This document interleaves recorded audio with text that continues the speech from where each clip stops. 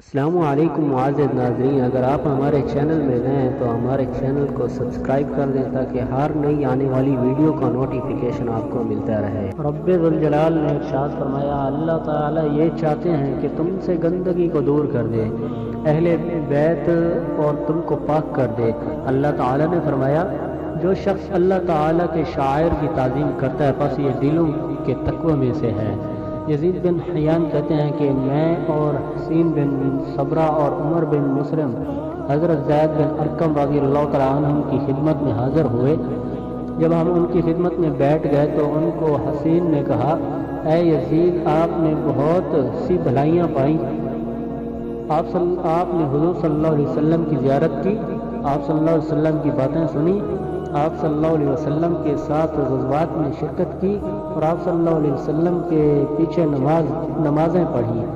غرض یہ ہے کہ اے زید، آپ نے بہت سی بھلائیاں پائیں، آپ ہمیں کوئی ایسی بات سنائیں جو آپ نے رسول صلی اللہ علیہ وسلم سے سنی ہو۔ حضرت زید رضی اللہ تعالیٰ عنہ نے کہا کہ اے بھتیجے، میری عمر بڑی ہو گئی اور زمانہ بھی میرا کافی گزر گیا، میں رسول صلی اللہ علیہ وسلم کی بعض باتیں بھول گیا جو مجھے یاد تھیں، بس جو باتیں میں بیان کروں ان کو قبول کر لو اور جو نہ بیان کروں اس کی مجھے تکلیف نہ دو۔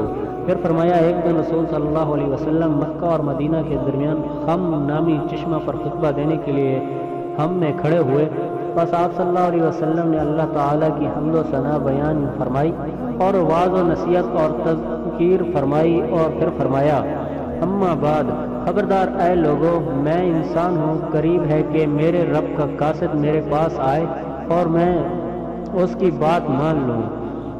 میں تم میں دو بھاری چیزیں چھوڑ کر جا رہا ہوں، ان میں پہلی اللہ تعالیٰ کی کتاب ہے جس میں ہدایت اور نور ہے، بس اللہ تعالیٰ کی کتاب کو لو اور اس کو مضبوطی سے تھام لو۔